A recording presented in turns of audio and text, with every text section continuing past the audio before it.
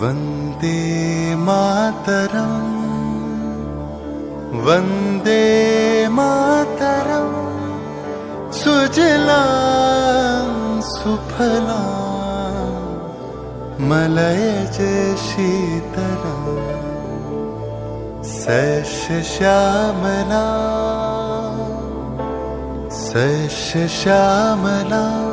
मातरं वन्दे मातरम्।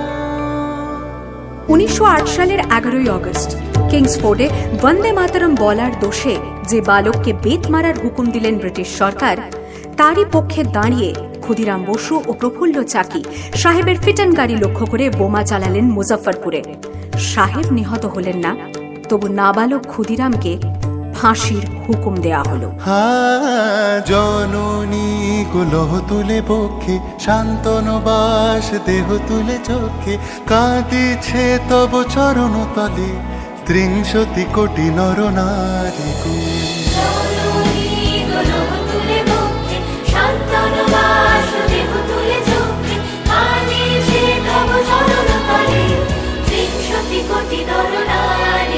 যারা স্বর্গগত তারা এখনো জানে স্বর্গের চেয়ে প্রিয় জন্মভূমি, এসো স্বদেশ ব্রতের মহাদীক্ষালু সেই মৃত্যুঞ্জয়দের চরণ চুমি। যারা জীর্ণ জাতির বুকে জাগালো আশা, মন মলিন মুখে জোগালো ভাষা। আজি রক্ত কমলে গাথা, আজি রক্ত কমলে গাথা মানল খাই বিজয় লক্ষ্মী দেবতাদেরই কলে। মুক্তির মন্দির শোকানো তলে কত প্রাণ হলো বলিদান, লেখা আছে অশ্রু জলে, লেখা আছে অশ্রু জলে।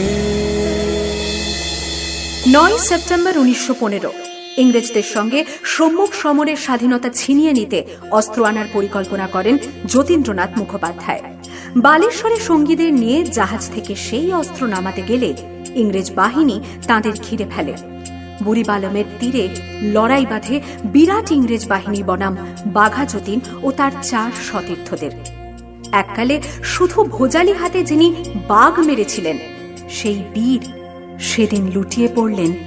আমি হাসি হাসি পড়ব ফাঁসি, দেখবে ভারতবাসী। ও মা হাসি হাসি পড়ব ফাঁসি, দেখবে ভারতবাসী। একবার বিদায় দে মা, ঘুরে আসি। 18 এপ্রিল 1918 মাস্টারদা সূর্য সেন ও তাঁর 65 জন শিষ্য মিলে পরিকল্পনা করে চট্টগ্রামে ব্রিটিশ পুলিশের অস্ত্রাগার লুট করেন এবং তারপরে লুকিয়ে আশ্রয় নেন জালালাবাদ পাহাড়ে। এর 4 দিন পর ব্রিটিশ বাহিনী খুঁজে বার করে মাস্টারদা ও তাঁর সঙ্গীদের। সেদিনের অস্তমিত সূর্য ছিল সূর্য সেনের রক্তের আহ্বান। শোনো আহ্বান, আসে মাখা বন পেরিয়ে, দুস্তার বাঁধা প্রস্তার ফেলে বন্যার মতো বেরিয়ে। আহ্বান শোনো আহ্বান, আসে মাঠঘাট বন পেরিয়ে, দুস্তার বাঁধা প্রস্তার ফেলে বন্যার মতো বেরিয়ে। যুগ সঞ্চিত শক্তি দিয়েছে সারা, হিমগিরি শুনল কি সূর্যের ইশারা। যাত্রা শুরু উচ্ছল ছোটে দুর্বার বেগে তটিনী, উত্তা তালে উত্তা নাচে মুক্ত শত নটিনী। যাত্রা শুরু উচ্ছল ছোটে দুর্বার বেগে তটিনী, উত্তা তালে উত্তা নাচে মুক্ত শত নটিনী। এই শুধু সুপ্ত যে নবপ্রাণে জেগেছে, রণসাজে সেজেছে অধিকার অর্জনে। এই শুধু সুপ্ত যে নবপ্রাণে জেগেছে, রণসাজে সেজেছে অধিকার।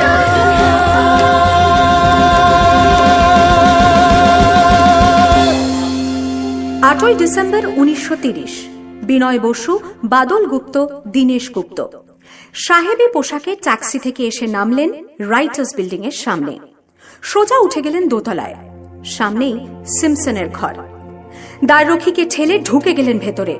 বন্দুকের আওয়াজে গর্জে উঠল রাইটার্স। লুটিয়ে পড়লেন সিমসন। এরপর রাইটার্স বিল্ডিং এর অলিন্দ বারবার গর্জে উঠল বিপ্লবীদের গুলির শব্দে। তারপর টেগার্ট সাহেব তার বাহিনী নিয়ে ঘিরে ফেললেন বিনয়, বাদল, দীনেশকে।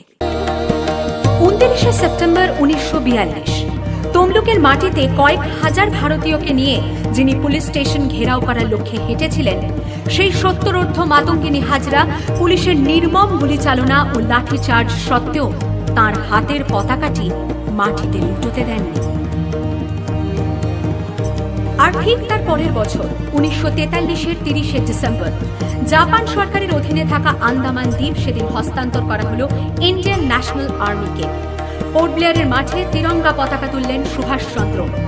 এটাই স্বাধীন ভারতের মাটিতে প্রথম তেরঙ্গা ঝান্ডা। আইএনএর commander in chief Subhash Chandra Bose হলেন ভারত, যাকে স্বীকৃতি দিয়েছিল 18টি দেশ।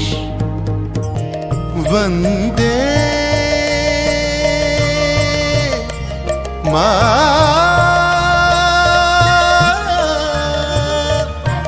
मातरम, वंदे वंदे मातरम।